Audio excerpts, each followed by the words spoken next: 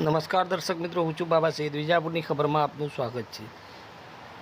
અમારા લાડોલ પ્રતિનિધિ કૈલાસ ન્યાયી અને જયપુર પ્રતિનિધિ બિપિન પટેલનો રિપોર્ટ. વિજાપુર તાલુકાના હાથીપુરા ખાતે શ્રી રેપડી જોગણી ધામની ભવ્ય રમેળ જાતર હજારો ભક્તો ઉમટી પડ્યા. સમાચાર વિગતવાર છે. મહેસાણા જિલ્લાના વિજાપુર તાલુકાના હાથીપુરા ગામે ચૈત્ર સુદ સાતમના રોજ શ્રી રેપડી માતાજી તથા શ્રી જોગણી માતાજીની પરંપરાગત રમેળ જાતર અત્યંત ભવ્યાતિ ભવ્ય રીતે યોજાઈ હતી. આ પ્રસંગે માતાજીના દર્શન, સેવા અને ભક્તિ માટે ગામ લોકો તેમજ આસપાસના વિસ્તારોના અને દૂર દૂરથી મોટી સંખ્યામાં ભક્તજનો ઉમટી પડ્યા હતા.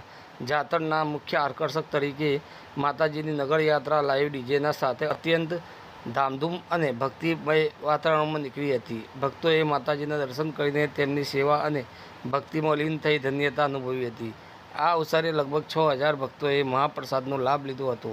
તેમજ 250 લીટર દૂધની તાજી ચાનો સ્વાદ પણ ભક્તોને વહેંચવામાં આવ્યો હતો.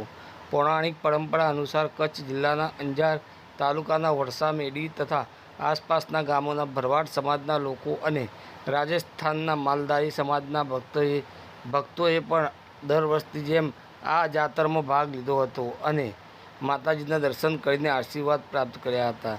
માતાજીના ભુવાજી જીતુભાઈ પટેલ અને શ્રી વિહાબાપાએ તમામ ભક્તોને માતાજીના સાનિધ્યમાં સુખ, સમૃદ્ધિ અને સારા આરોગ્યના આશીર્વાદ આપ્યા હતા.